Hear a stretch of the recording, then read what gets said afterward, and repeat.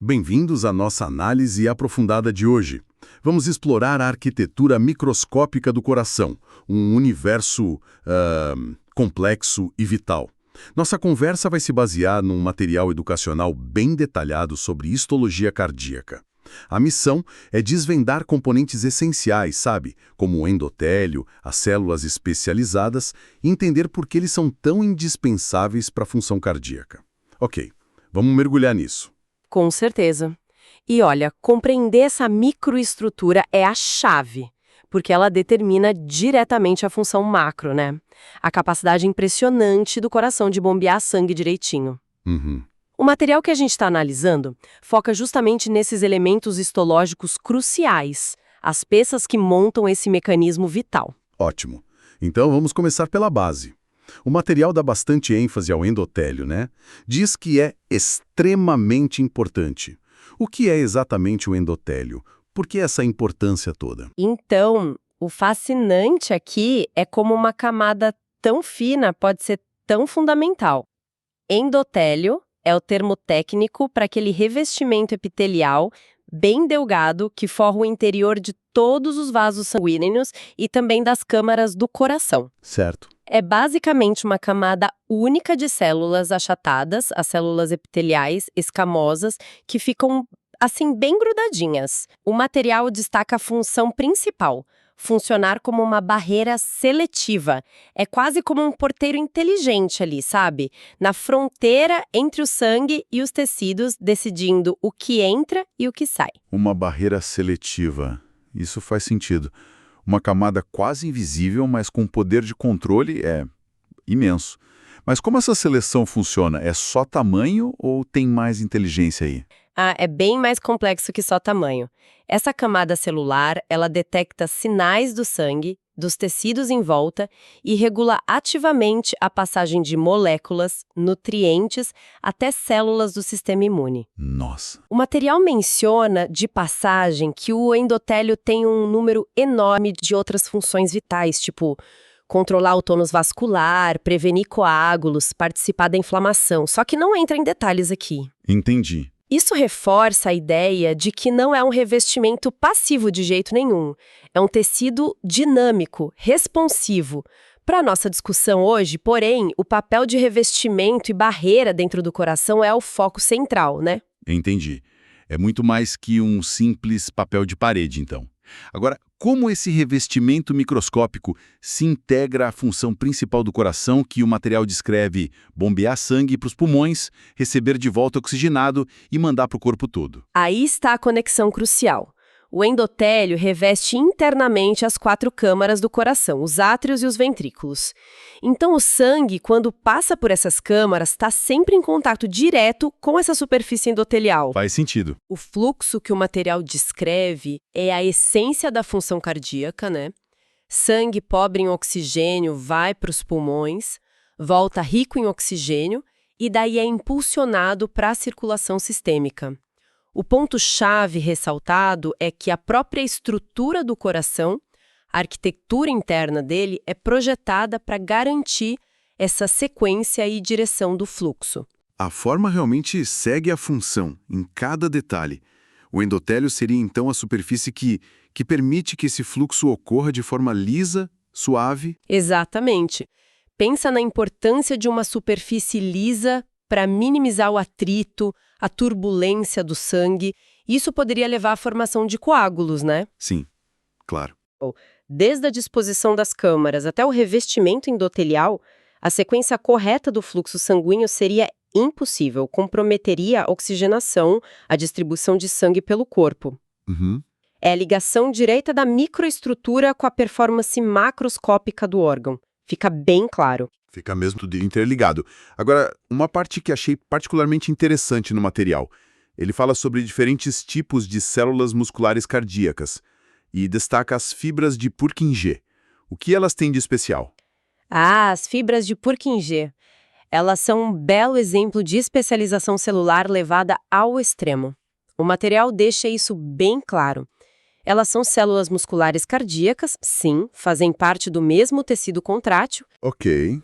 Contudo, a principal função delas não é contrair com força. é conduzir impulsos elétricos a uma velocidade altíssima através das paredes dos ventrículos. São como a rede de fibra ótica do coração, sabe? Garantindo que o sinal para contrair chegue a todo o músculo ventricular quase ao mesmo tempo. Então elas são mais tipo mensageiras do que trabalhadoras braçais da contração. É uma ótima analogia. Exato. A maior parte das células musculares cardíacas, os cardiomiócitos comuns, esses sim são os trabalhadores braçais, especializados em gerar a força de contração que bombeia o sangue. Certo. As fibras de Purkinje são as mensageiras de alta velocidade, transmitindo a ordem para contrair de forma coordenada. O material ressalta a importância de diferenciar esses dois tipos funcionais dentro do músculo cardíaco, as condutoras rápidas, que são as Purkinje, e as predominantemente contráteis. Entendi. Sem essa rede de condução especializada, a contração seria lenta, desorganizada, ineficaz para bombear o sangue. Essa distinção é fundamental, então. E visualmente, elas são muito diferentes no microscópio. A especialização é óbvia. Sim, sim. Histologicamente, elas têm características bem distintas. As fibras de Purkinje costumam ser maiores, o diâmetro é maior, com o citoplasma mais claro. Isso porque tem mais glicogênio e menos miofibras contráteis, né? E geralmente se organizam em feixes. Ah, interessante. Essas diferenças estruturais refletem a função especializada na condução. O material também menciona rapidinho a importância de diferenciar o músculo cardíaco como um todo, né? Do músculo liso e do esquelético. Cada um com sua estrutura microscópica única, adaptada à sua função no corpo. Isso nos leva a pensar como é que o organismo consegue não só criar, mas manter essa diversidade celular tão organizada, tão funcional, por décadas a fio. É realmente espantoso pensar na precisão dessa engenharia biológica. E dominar esses detalhes, sabe? Conseguir diferenciar visualmente uma fibra de Purkinje de um cardiomiócito contrátil, entender como o endotélio funciona, é um desafio e tanto, né? Especialmente para quem está na jornada de aprendizado na área da saúde. Saber a teoria é uma coisa, mas consolidar e aplicar esse conhecimento, principalmente sob pressão, é outra história. Com certeza. Falando nisso, se aprofundar nesses temas e realmente dominar o conteúdo é crucial. Para quem é estudante e busca uma preparação completa e eficaz, vale a pena dar uma olhada no medcoub.com.br.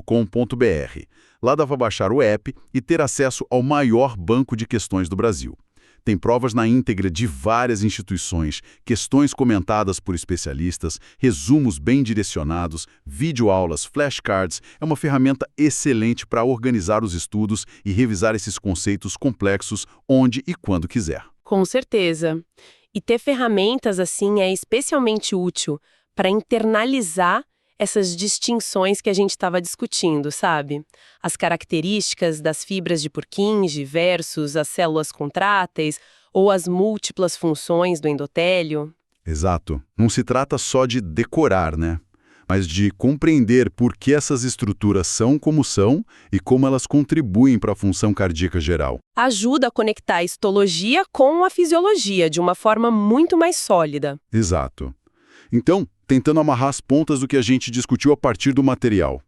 Vimos o endotélio como essa camada onipresente, fundamental, uma barreira inteligente, superfície de contato vital.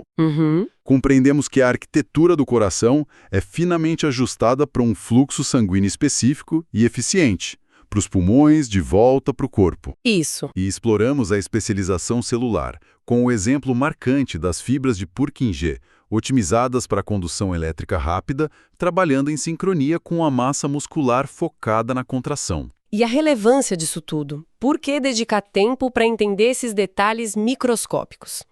É porque a histologia é o alicerce para compreender tanto a saúde quanto a doença cardíaca. Não são só fatos acadêmicos, sabe? Certo. Eles explicam o mecanismo de funcionamento do coração no nível mais fundamental.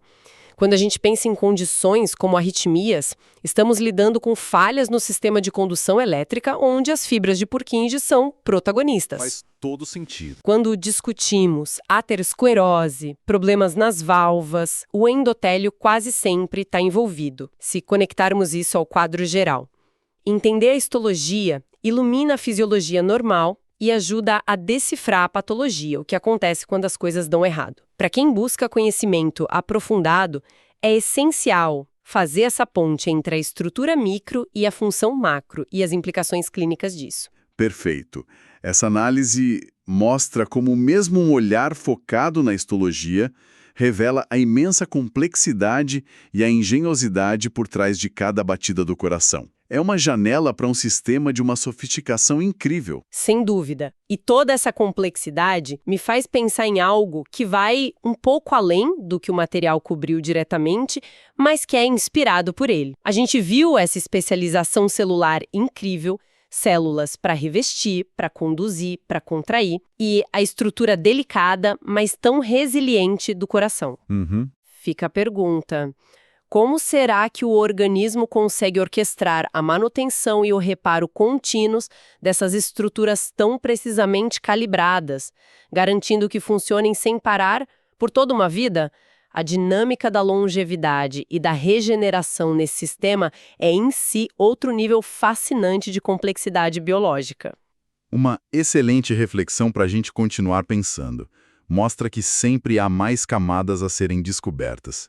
Muito obrigado pela companhia nesta exploração detalhada da histologia cardíaca.